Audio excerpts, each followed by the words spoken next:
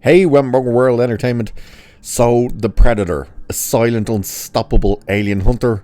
Rush Hour, a loud, unstoppable buddy cop comedy.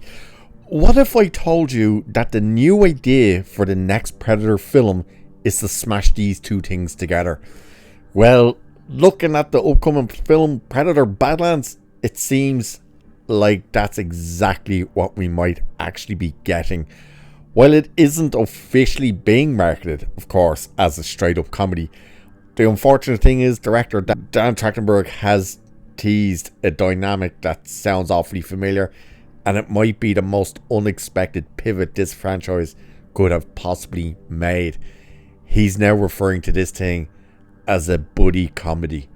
Yeah, because that's really what you want in your Predator movies.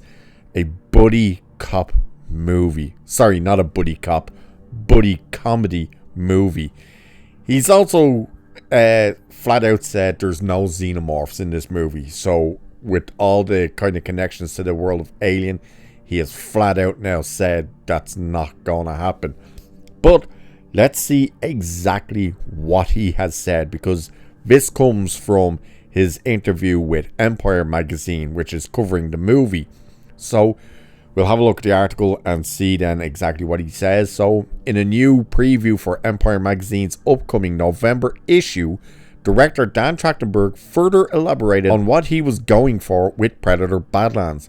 While Trachtenberg admits the natural inclination following the success of his last live-action Predator film, Prey, would be to deliver an immediate follow-up, he wanted something entirely new instead.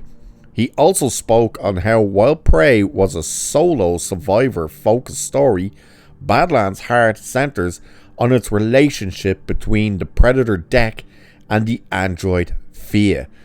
This is what he says about this, so brace yourselves.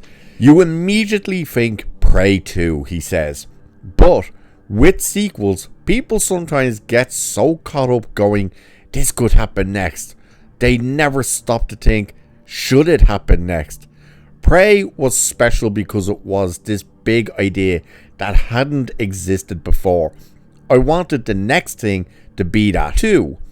With a killer concept in mind, we follow Yaoche Runt Deck on the epic monster hunt with the upper torso of Weyland-Yutani's synthetic Fia, Ella Fanning's top half, strapped to his back. He had to lean into every opportunity it offered. In general, I'm always looking for what could happen only in this movie. The result is, he says, a kind of buddy comedy, a genuine switch from his previous live action entry due to the pairing of Deck and Fia. Prey was a solo survivor tale. This is a relationship story. So the way that's all worded, by the way, that's kind of being broken up between what he is saying, Dan Trachtenberg, and the magazine. But he also said it's like a Ray Harryhausen movie. I think that's how you pronounce it. I don't even know who this is. Laughs Trachtenberg. This crazy adventure against monsters and the elements. Only this time it's a badass Predator against these things. We wanted Deck to be relatable, but without turning him into Luke Skywalker. He's still a Predator. We had to allow him to be a dick, but a dick you can root for. Let the hunt begin. Okay, so that's what else he was saying about it. But then, of course, he did elaborate on the whole xenomorph thing because of the connections with this and Alien. And he said, there's no xenomorphs in this movie, but to me, that makes it more exciting. We're not involving the Alien franchise just to smash the action figures together. There are great organic story reasons for Weyland-Yutani to be in this film. I always wanted no humans in this movie, so I thought it might be fun to have the Predator with a robot. Then I thought, I know a company that makes robots. So, just in case people are wondering about humans when you see people in the trailer, none of them are humans. They're all synthetics. And if you look closely actually at the guys in the scene where they're kind of walking up the street towards deck, you can see that they're all actually the same person because they're all synthetics. There's absolutely no humans whatsoever in this movie. Any actual person that looks human is a synthetic. So he's confirming no humans, no xenomorphs. But the biggest issue is that he's confirming that this will play like a buddy comedy. That is super concerning, especially when you look back at The Predator, when Shane Black came back and he turned the whole thing. That kind of went weird, didn't it? Black is back. But when he came in and made the movie a comedy, like a full-on comedy, it was like, what the hell is this? This is a disaster. What a mess.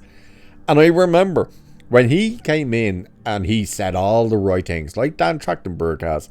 He said all the right things, and you were actually kind of going, okay, this is actually good news. Like, here's a guy who was a part of the original Predator. You know, he knows how this franchise operates and stuff. It could be in good hands here. And then he started talking about the movie, and the first concerning thing he said was, we're going to an urban setting. Right away, I was like, uh-oh.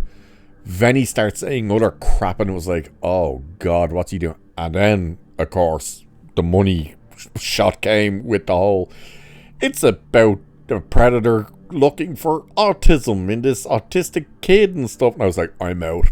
I'm done. No, thank you. This has now just done the same thing. Had an interesting concept of following a Predator. Never liked the idea of them speaking with a language and stuff. Even though I get it's understandable that if they were going to be with each other, they could. But at the same time, it's like, really? Don't like the idea of him basically having a C-3PO to his back. And that has been pointed out. It was like, oh. And even Dan Trachtenberg has admitted that, yeah, there's a lot of similarities and inspiration taken from Chewbacca walking around with half of C-3PO on his back. It's like, oh God, really? Is this what we're going with? And now he's come out to say it's pretty much a buddy comedy movie. Those words should not go together. Predator and comedy. They should not be going together. And here we are with the next movie coming out. The first Predator movie to come onto the big screen since The Predator. And he's going to do the exact same mistakes that Shane Black made, which was, we're going to make it a comedy. Now, he's not flat out saying it's a full-on comedy, but you know it's going to be this thing where Thea is just this annoying, non-stop talking bullshit thing strapped to this thing's back, and it's going to say stupid things or do stupid things, and it's just like, really? This is the direction we're going in? This is terrible. Any kind of interest I've had in this movie is truly well and truly buggered right now. I'm just like, man, yeah, I've pretty much lost all interest. I'll still watch it to check it out and review it, but any enthusiasm and stuff and somewhat, not excitement, but very much curiosity, it's dead. With every time he speaks now, it's killing it more and more, and I'm just like, God. Like, the visuals look great, you know, the world looks great and stuff, but the deck doesn't. You know, still hate that design. Hate the fact that he thinks the dreadlocks are actually dreadlocks. They're not actually hair. And now this thing of, it's a relationship story and it's going to play like a buddy comedy. So it's basically Rush Hour. Yay.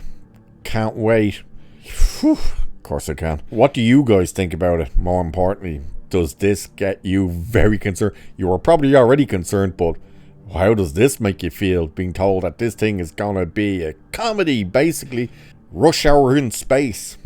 Do let me know. And has this absolutely killed your excitement for it? Has it actually made you more interested in it? Let us know. And with that, I shall leave it there for this one. So, like, share, subscribe, and all that good stuff. Cheers. Catch you in the next one.